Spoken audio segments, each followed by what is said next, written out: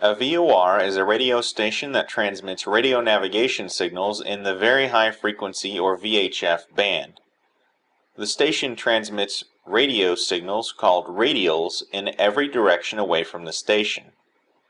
Pilots use 360 radials, one for each degree in a circle, to determine position.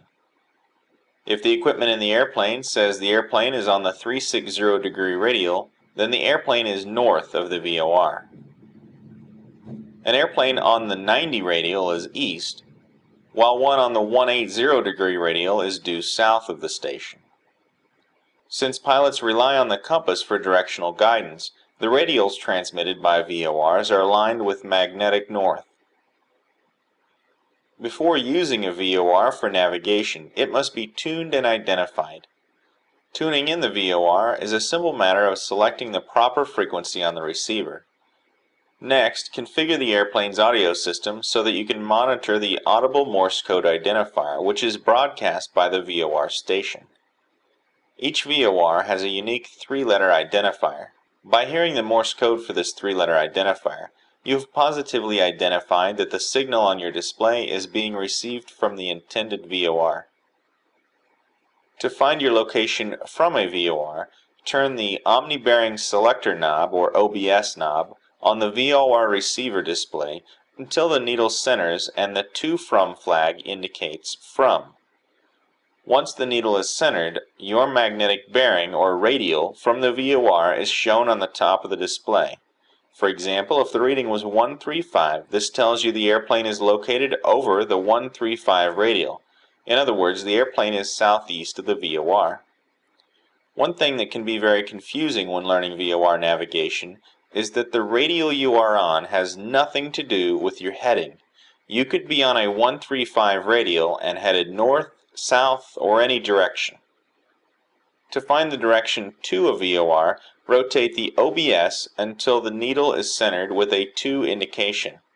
The number shown on the top of the display is the bearing from your airplane to the VOR.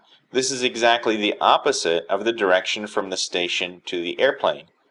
Therefore, your bearing or radial from the station is also shown on the bottom of the display. To fly directly to a VOR, with the needle centered with a To indication, turn the aircraft to the bearing on the top of the VOR receiver display.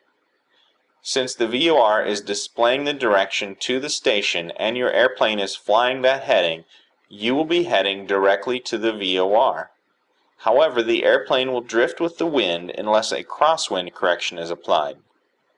To correct for the wind, maintain your heading and observe the movement of the needle, which is referred to as the Course Deviation Indicator, or CDI.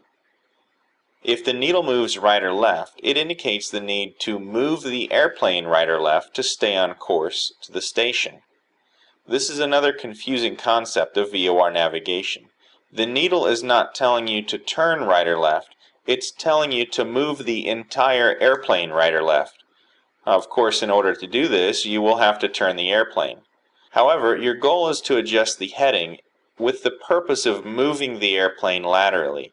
Remember, the needle is giving you position information, which has nothing to do with your airplane's heading. For example, if you were directly south of a VOR on its 180 degree radial, then centering the needle with a To indication would result in 360 being shown, since the VOR is directly north of the airplane. Turning the airplane to a 360 heading will get us heading towards the station. While maintaining a 360 degree heading, observe the movement of the CDI. Let's say the CDI begins to move to the right. In this case, the instrument is telling us that we are drifting to the left with the wind whenever we maintain a 360 heading. At this point, we must choose a new heading to counteract the airplane drifting to the left. We'll turn right and establish the airplane on a 015 heading. Maintaining this new heading, observe the movement of the CDI. Let's say it continues to move right. We can gather that a 15 degree heading is not enough to counteract the wind. A greater correction is required, so let's turn further right to a heading of 030.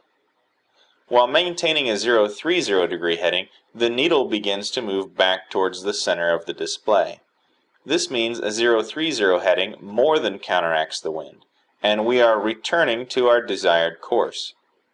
Maintain our new heading until the CDI is centered. Once the needle is centered, we make a guess as to what heading will perfectly counteract the wind. We know from our experience so far that a 030 heading more than counteracts the wind, but a 15 heading fails to counteract the wind. So we should pick a heading between these two. We decide to try a 020 heading. After maintaining that 020 heading for a few minutes, the CDI needle is still centered. This process of determining the proper heading for wind correction is known as bracketing, since you progressively narrow the range of headings the desired wind correction heading lies within. To fly directly away from a VOR, with the needle centered with a from indication, turn the airplane to the bearing shown at the top of the VOR receiver display. This will result in the airplane flying directly away from the station. This is because you have turned the airplane to a heading that is the same as the direction your airplane is from the station. Track the radial away from the station using the same bracketing technique as when flying to the station. If you attempt to track a radial from the station with a to flag being displayed, the needle will work in reverse. The pilot would need to fly away from the needle, not towards it, in order to keep it centered. This is also true if flying to the station with a from flag. To alleviate this reverse sensing, make sure the to from flag displays the correct indication. If it does not, rotate the OBS until the desired flag appears. The to from flag may also display an off indication. The off indication is shown when neither a to from indication is appropriate for the OBS selection. Such is a selection that would take the airplane neither to or from the station. It is also displayed when directly over or very close to the navigational aid. If none of these conditions exist, then an off flag could indicate a loss of signal from the nav aid. Since the radials a VOR transmits all originate at the VOR station itself, the distance between radials increases the further the airplane is from the station. This means that the needle is slower to respond at greater distances from the VOR, since the airplane must move a greater distance to move from one radial to the next. As the airplane gets closer and closer to the station, the needle will become more and more sensitive, making it more and more difficult to keep centered. When overflying a VOR, the needle will become more and more sensitive until, when very close to the nav aid, the needle will likely swing all the way to the left or right. At these close distances, simply remain on your heading. The to from flag will change to an off indication as you pass the station. Once on the other side, the from flag will appear. As you track outbound from the station, the needle will become less and less sensitive with your increasing distance from the VOR. Oftentimes, it is desirable to track a specific radial. To do so, dial the radial you desire to track using the OBS. Turn the airplane to a heading that is the same as the course you selected with the OBS. The airplane is now roughly paralleling your desired course. Next, select a new heading which will intercept the desired course. If the needle is not deflected to full scale, only a small heading change may be required, such as 15 or 30 degrees in the direction of the needle deflection. If the needle is deflected full scale, a greater intercept heading may be required. You may choose to use the OBS knob to center the needle with a from indication to see which radial you're currently on.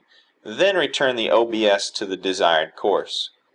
Choose an intercept heading in the direction of the needle between 30 and 90 degrees left or right of your current heading. When the needle begins to center, turn to the desired course. Track the desired radial using the bracketing technique to correct for wind drift.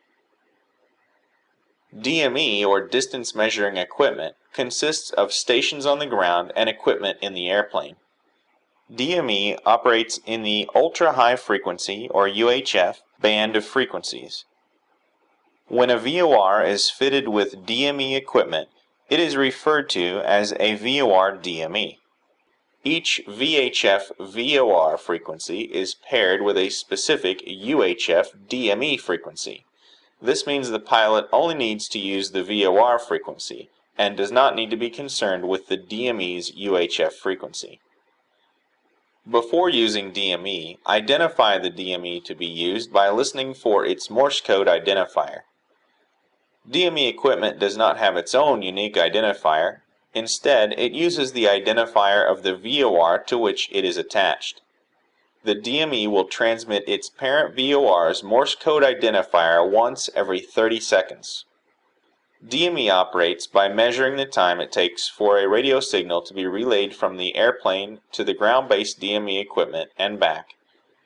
The result is displayed in nautical miles to the pilot. A TACAN is a ground-based navigational aid used for tactical air navigation by military aircraft. Its operation is not very similar to a VOR DME, and the azimuth transmitted from a TACAN can only be received by military aircraft. Civilian aircraft, however, can receive the DME portion of a TACAN. It's common for a TACAN transmitter to be fitted with equipment which allows it to be used as a VOR or a TACAN. These joint civil-military navigational aids are called VORTACs. From the civilian user perspective, a VORTAC is identical in use and function to a VOR DME. A VOR test facility broadcasts test signals to permit pilots to check the accuracy of their aircraft's VOR receiver. VOT locations and frequencies are listed in the Airport Facilities Directory. To use a VOT, simply tune its frequency. The VOT does not broadcast a signal usable for navigation. Instead, it broadcasts a test signal which tells your aircraft it is directly north of the VOT station regardless of its actual position. This means your onboard VOR will always indicate 0 degrees from or 180 degrees to when the CDI is centered.